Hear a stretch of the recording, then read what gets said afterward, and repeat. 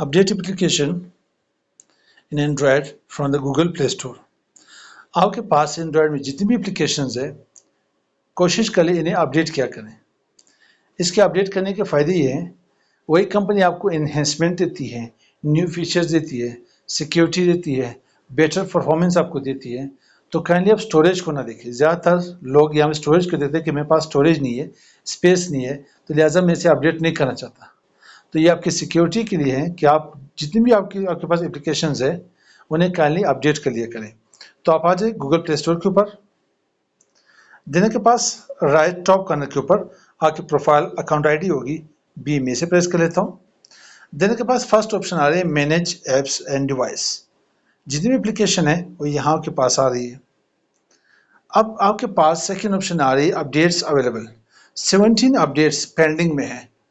आप इन्हें अपडेट करना चाहते हो तो आप सी डिटेल में फर्स्ट आप आ जाए, देखें आपके पास चैट जीपीटी के नाम से, फेसबुक के नाम से, गूगल के नाम से, गूगल ऑथेंटिकेटर के नाम से, Google Chrome, Google drive, specially Google drive में आपका डेटा पड़े रहेगा। फेसबुक आपका सोशल अकाउंट है, इंस्टाग्राम है, वीपीएन है एंड सो ऑन। एक जगह पे से यहाँ पे अपडेट करना चाहते हो तो आप यहाँ पे टॉप के ऊपर, टॉप राइट कॉर्नर के ऊपर अपडेट हाल कर ले। अपडेट हाल से सारे अपडेट होते रहेंगे। अगर नेट स्लो आपके पास तो आप वन बाय वन इसे अपडेट कर लें। मैं इसे वापस कैंसिल कर लेता हूँ। वन बाय वन फर्स्ट मैं चैट जीपीटी को यहाँ पे अपडेट कर लेता हूँ। अब ये आपके पास वन बाय वन अपडेट होती जाएंगी, ठीक है।